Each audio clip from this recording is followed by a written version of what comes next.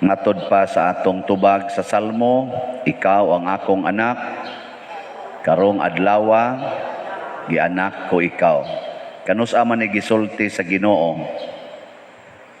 Karon o niadto pang dugay na? Ang mga Salmo, gisuwat ni siya, wa pa mataw si Jesus. Niya, unsa may pasabutan ni, para ra ni Jesus o para ni natong tanan? Para natong tanan. So karon giingna nata sa Ginoo, karong adlawa gianak ko ikaw. Nalipay mo wa? Malipay. Mga naong ninyo wa gyud malipay. Gitawag ta og adopted children of God. Nya sigihan gini balik-balik sa Ginoo, i-renew gini niyang iyang commitment, di gyud siya muundang pag-renew ani nga karong adlaw kay wa man siya maingon nga sugod karon. Kay ingon pa siya sugod karon, amo ra gyapon karong adlaw. Kanang ang grasya des Ginoo sa paghimo nato nga mga anak niya kada gid adlaw iyang himuon. Muna kada adlaw sadtang mudawat nga gihimo tang anak sa Ginoo. Imo sang ingnon ang Ginoo inigmata nimo, ikaw ang akong amahan. Karon zaman.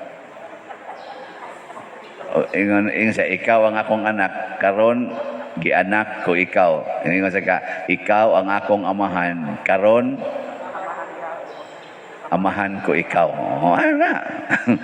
Onya, og mao na imong isulti, kinsa man roy imong sundon nga pulong sa imong bana, sa imong asawa, sa imong ginikanan o ang pulong sa Ginoo nga imong amahan? Ang pulong sa Ginoo. Sa Ginoo. Maayo. Onya ron kung naglagot ka sa imong bana, inighuman nimog sulti karong adlaw amahan ko ikaw. Nya naglagot ka sa imong bana kay porting sugarula nya panahos pista hubog yung maayo. Kadlaw na ra ba mahuman? Lagot kay ka. Pag ingon nimo karong adlaw amahan ko ikaw, maglagot pa ka sa imong bana di na? Oy, tubag. Kaya ang imo ra bang bana, giingnan ra ba sa tos Ginoo karong adlaw? Karong adlaw gianak ko ikaw. Giingnan man sa to imong bana god. Anak man sa tos Ginoo. Iyang masanggirinyo ang iyang pag-ingon karong adlaw gianak ko ikaw. Nya ikaw nga giangkon sad nga anak niya, maglagot kas iyang giangkon sad nga anak, dili. Ug makasabot ka ani di na ka maglagot oy. Nya katong nangawat sa inyong balay. Katong kawatan ba nga manuyupay kayo, ning giingnan sa tos Ginoo karong adlaw gianak ko ikaw. Pero imo sa tong igsuon, ana na siya. Muna kuwang sad ta aning maong wisdom. Tan-aw nato ang anak ras Ginoo kana ran gasigig simba. Ang anak sa Ginoo kanira ni ang mga taong buutan. Dili oy si Jesus pagdupan niya sa cross, pagpakamatay niya, sigon sa gihisgutan diri sa unang pagbasa, gihimo to ni Jesus para sa tanan, apil nas nagpatay niya. Matod pang San Pablo, wa man mo kahibaw kinsa to, wa man gud mo kaila niya, muna nga ang tag-iyas kaluwasan inyong gipatay. Pero para tos tanan kang Kristo, maobitang pagdupa niya sa cross, niingon siya sa iyang mga katong nagpatay niya, amahan ko, sa tiyang isulti, amahan ko, sus, wag yung kalibutan, hapit na lang mga matay, wala po kay ba, amahan ko, pasaylua sila, kay wa masayod sa ilang gibuhat. Wa sila masayod nga karong adlaw gihimo nako silang mga anak. Wa sila masayod nga karong adlaw gihimo nako silang mga igsuon. Ila kong gipatay. Mo nagipahinomduman ni San Pablo nga pagbasol mo natuman man gyud ang kasulatan. Pero kamo mo'y hinungdan nga nituman ani. So nakasa mo, amo na pagbasol mo. Iyang giingnan. Pasabot, Mourinho punta. Nya karon unsaon man nato pagrinyo, mosunod sa tas kinaiya ni Kristo ang atong manluluwas, ang anak sa Dios nga bugtong nga nagpakatao para motipo nato, mosunod sa taniya. Nga naman, kay kundi ta mosunod siyang batasan, di sa takasod og langit. Munang niingon si Kristo sa atong ebanghelyo, ako mao ang dalan, ang kamatuoran og kinabuhi, walay makaadto sa amahan nga dili moagi nako. Pero nindot kay siya assurance, muuna ko ninyo didto nga mag-andam kog lugar para ninyo. Kamo nalipay mo nga giandaman na karon ni Hesus og lugar didto. Nalipay mo? Gusto na mong mupuyo dito? Karong hapon, pwede na. Ang sabi, okay mo na, dili. Nganaw, lingo-lingo, so dito siya na mahimo pa dire. Maunay atong kabuang, nga naman, kita manggoy mag-andam og lugar para nato. Mangigi pagyudta, mangaway pagyutag maayo, kay nag-andam tag lugar para nato, dinhis kalibutan. Nya giilad-ilad ta ani kay ngano bisag unsaon panimog panindot ng imong lugar nga giandam, kanang imong balay, kanang imong unsa pa na dihang imong gipang-andam maporting nindota, muinding ra gyud ka sa lungon. Lungon. Or anha ba ka nang mga orn, depende sa imong mga kaliwat ug unsa sila ka way klaro. Bitaw, wa man ginay klaro, sinang ka, imong ginikanan, imong ipakrimit. Ako pare, akong lawas, gigamit na kog dupa-dupa, siging hatag sakramento, niya inighong ikamatay na ako, moingon ako, ikrimit ko ha. Wa sa ko'y respeto sa akong lawas, nga gigamit na ako para sa akong ministry. Wa mo kasabot ana. Sa ato pa, bisag unsaon pa natog panindot, maabog ra gyud ta, maabog ra gyud ka. Muna sultihin ang imong tupad ya. Ayaw na lag panindot sa inyong balay. Sige, ing na. Ing na dayon, ayaw na lag panindot sa inyong balay dayon. Muinding ra kas lungon. Muinding ra kas abo. Karon unsa mang balaya ang tinuod yung nindot, ang giandam ni Hesus. Kay bisan pag maabot ta dinhi, bisan pag madugta ta dinhi, tuwa siya giandam nga nindot kay balay nga matod pa niya, aron bisan asa ako ato usab kamo. Gusto gid is Ginoo nga kitang tanan mahimo niyang barkada, kuyog niya. No. Nya ganahan mo makiguyog ni Hesus. Sige, kamatay dayon. Aron adto na ka didto. Si San Jose, kani San Jose, mao ni ang atong model. Nakigkuyog siya ni Hesus dinhis kalibutan, ug wa siya mawili sa iyang kinabuhi dinhis kalibutan. Nganuman, hasta siya si San Jose nakasabot kaayo nga di ni mao ang tinuod nga kinabuhi. Agianan ra ni way, mo na ningos Kristo, I am the way. Agianan ra muna si San Jose, wa gi-record diha nga purti niyang problemaha sa diyang hapit na siya mamatay.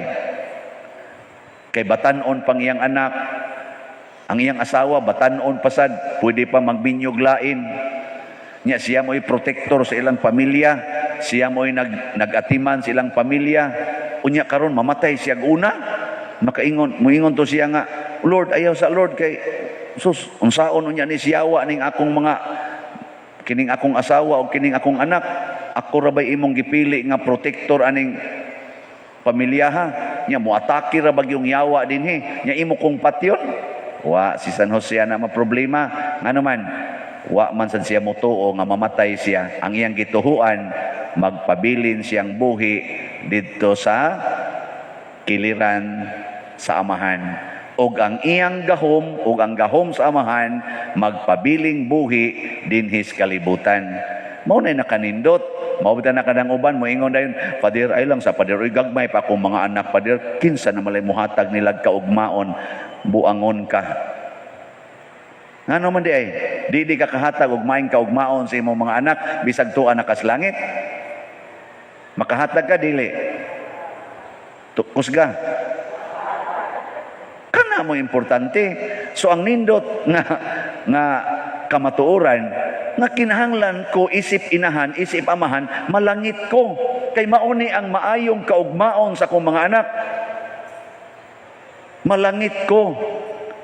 Ana, ay mo pangambisyon nga daghanon ni nako akong kwarta, ninduton ko ni akong balay, nindaghak dakuon ko ni akong yuta, kinahanglang makapaeskwela gyud ko ani nila, kay baon ni ang maayong kaugmaon, binuang kana, di na tinuod. Kay daghang kay dandag ko grado, way mga batasan. Kusog kay mangurakot, kusog kay manglupig silang isig katao, kusog kayong muabuso sa mga minors. Bisan pagani ang mga pobre, pamatyon pa nila. Tagas na grado ang uban ana. Dagko na silang mga balay. Daghan na silang kwarta. Pero porting mo patay sa ilang isig katao. Sa dungog o sa lawas. Way mga batasan. Kusog kayong mudagmal sa mga butang sa ilang isig katao. Mga tikasan kayong dagko.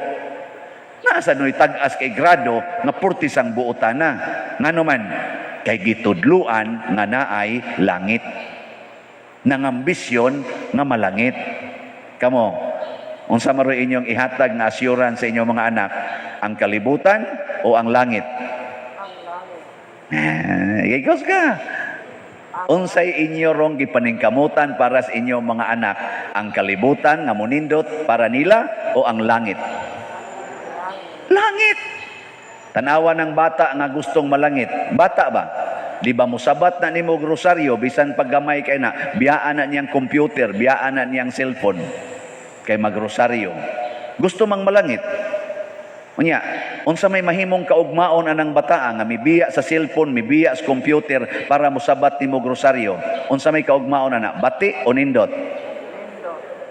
Unya aron kundi ka magrosaryo kay busy kay kas imong business, dagko kay kag mga negosyo inana, makarosaryo ng imong anak. Magsige ra nagduwag cellphone. Unya unsa may kaugmaon ana?